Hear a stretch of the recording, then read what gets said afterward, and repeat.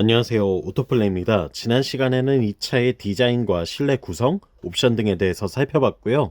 그리고 주행 성능에 대해서도 알아봐야 되겠죠. 현대 ST1, 일단 순수 전기차입니다. 싱글 모터를 앞바퀴에 배치를 했고요. 출력이 160kW, 그러니까 마력으로 환산하면 217마력 정도를 내고, 최대 토크는 35.7kg 포스미터를 내고 있어요. 제로백 기준으로 봤을 때 8초 정도를 기록을 하거든요. 상당히 빠른 가속력이죠. 전륜구동이지만 어쨌거나 이 구조적으로 봤을 때 특별히 아쉬움이 느껴질 만한 건 없는 것 같고요. 배터리가 중앙에 고르게 깔려 있기 때문에 무게 배분 측면에서도 상대적으로 내연기관보다는 훨씬 더 나은 모습을 보여주고 있습니다.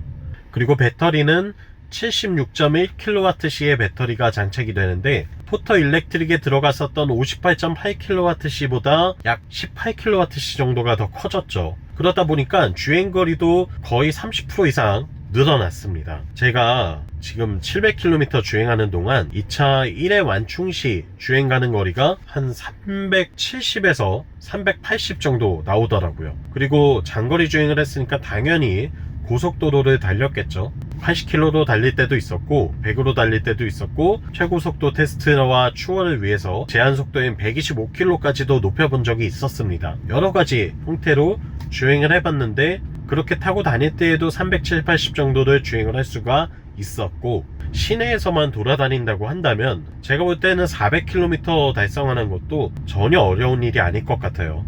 그 정도로 뛰어난 효율성과 만족스러운 배터리 성능을 보여주고 있다라는 걸 여러분들께 말씀을 전해드리고 싶고요. 물론 이제 냉동탑차로 쓰실 때에는 이 냉동탑 기능을 쓰다 보면 당연히 뭐 좀 효율이 줄어들 수 있겠죠. 그래서 주행거리가 한 30-40% 정도는 주행거리가 줄어들 걸로 보이고요. 그렇게 했을 때에도 제 예상은 한 200에서 250 정도는 탈 수 있겠다고 생각이 듭니다. 또한 서스펜션의 세팅은 기존의 화물차들과는 완전히 다른 구조가 됐어요. 앞에는 맥퍼슨 스트럿 방식을 쓰고 있고, 뒤에는 리프 스프링 방식의 화물차 구성을 쓰는데, 이 전륜 서스펜션 구조가 바뀌었다는 거, 그리고 새로운 플랫폼에 새로운 구조를 적용을 했다는 거가 굉장히 큰 장점이 됩니다. 주행을 하고 있을 때에 고속을 달리던 저속으로 달리던 어떤 영역에서도 피로도가 거의 이게 화물차가 맞나 싶을 정도로 전혀 느껴지지 않거든요. 제가 이거 아무리 이야기해도 의미가 없을 것 같아요. 여러분들이 기회 되신다면 직접 한번 타보시면 무슨 소리 하는지 알겠다 라고 느끼실 것 같고요. 직접 경험해 보셔야 됩니다. 이거는 승차감이나 주행 성능 면에 대해서는 제가 아무리 말씀드려도 전혀 공감이 되지 않으실 텐데, 직접 한번 타보셔야 돼요. 그냥 이탈리아 모는 거랑 똑같습니다. 카니발 모는 거랑 똑같고요. 세단이나 SUV 타시던 분들도 이 차 운전하는 게 전혀 힘들지 않으실 것 같아요. 그 정도로 정말 완벽한 주행 성능을 보여주고 있고요. 또한 전기차다 보니까 가속 성능 측면에서도 답답함이 전혀 느껴지지 않아요. 시원시원한 주행감을 포를 했기 때문에 이제는 이 탑차 운전하시는 분들, 택배 하시는 분들이나 여러가지 납품하시는 분들도 진짜 온전히 제대로 된 자동차로 업무를 하실 수 있겠다라는 생각이 듭니다. 그래서 몰고 다니기 굉장히 편안한 차가 됐고요. 이거 과연 화물차로 쓰어도 되는 게 맞나 싶을 정도로 주행감 자체는 완전히 달라졌습니다. 이걸 꼭 강조해드리고 싶어요. 왜냐면 이 차 가격이 포터보다는 한 1000만원 정도 비싸거든요. 포터의 탑차 동일한 사양을 구성했을 때보다, 물론 전기차 기준이죠, 1000만원 정도 더 비싼데, 그 1000만원을 더 내고 이 비싼 차를 살 이유가 있어? 라고 모든 분들이 의문을 가지실 것 같아요. 근데 그 부분에 대해서 제가 시승을 해보고 느낀 바를 전달해 드리자면 1000만원 지불할 필요 충분히 있을 것 같습니다. 여러분들이 어쨌든 결국은 이 차로 이제 돈을 벌기 위해서 타실 거잖아요.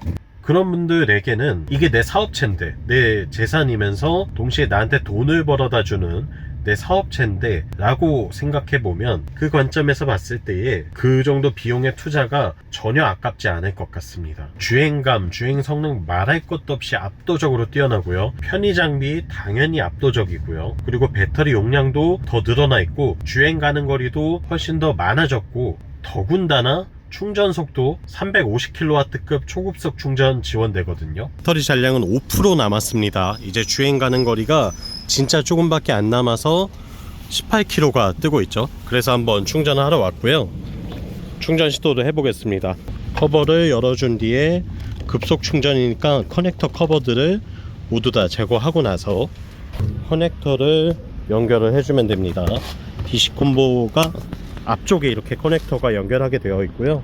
일반 전기차들이랑 똑같습니다. 네, 충전이 시작이 됐습니다. 5% 남아있던 상태에서 시작을 했고요.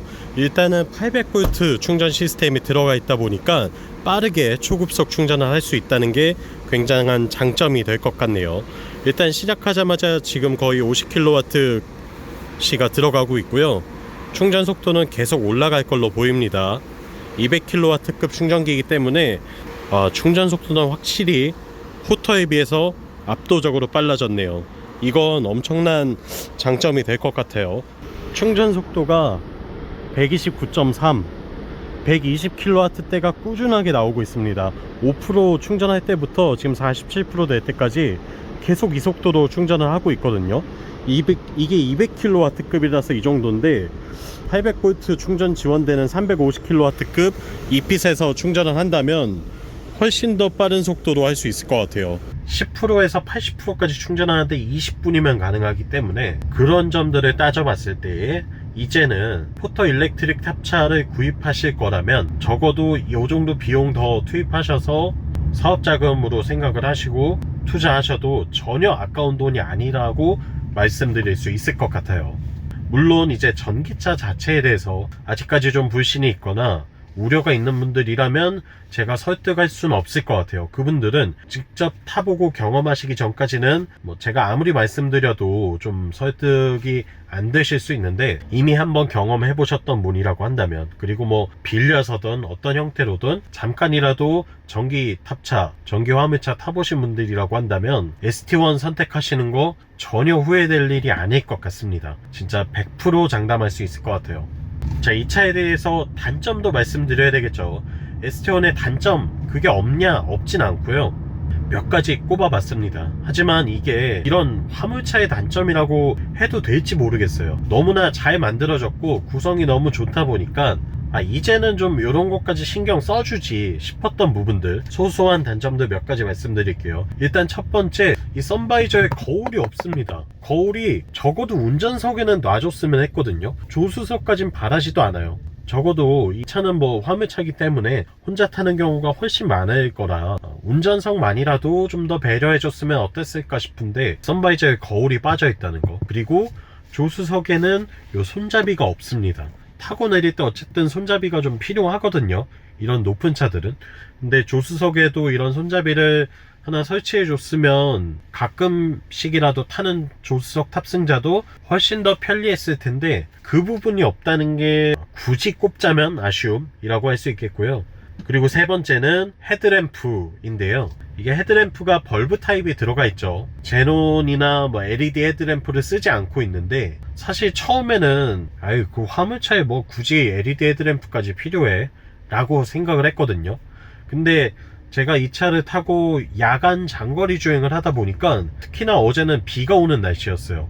비까지 내리니까 확실히 야간 시야 측면에서는 LED 헤드램프에 비해서는 많이 좀 떨어지더라고요. 아무리 노란 전구가 비 오는 날 더 좋다고는 하지만 실제로 주행을 해보니까 좀 아쉬움이 느껴졌습니다. 그래서 노란색 안개등을 설치하고 LED 램프까지 같이 좀 옵션으로 추가해줬다면 어땠을까 싶은 생각이 드는데, 당연히 원가 올라가겠죠. 차량 가격 올라갈 거고, 또 이런저런 접촉사고가 발생했을 때에도 수리비도 올라가겠죠. 하지만 그럼에도 불구하고 또 야간에만 운전하시는 분들도 있을 거란 말이에요.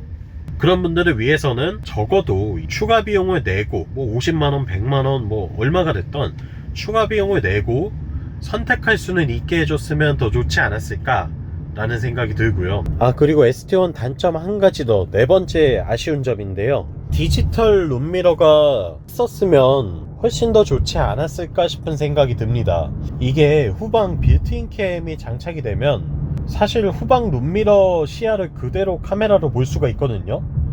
물론 탑차니까, 기존의 탑차는 이 룸미러 거울 자체가 필요가 없었으니까 이해는 되는데, 이왕이면 이렇게까지 카메라 구성을 해줬다고 한다면 빌트인 카메라로 디지털 룸미러까지 같이 구성해줬으면 훨씬 좋지 않았을까 싶은 생각이 들어요. 그래서 그게 없다는 게 약간 아쉬운 점으로 꼽고 싶네요. 후방 시야를 좀 더 확보해줬다면 탑차 운전하시는 분들도 이제는 룸미러를 통한 후방 시야 확보도 훨씬 더 잘 되지 않았을까 라는 생각이 들어서 그게 없다는 걸 마지막 아쉬운 점으로 꼽고 싶네요.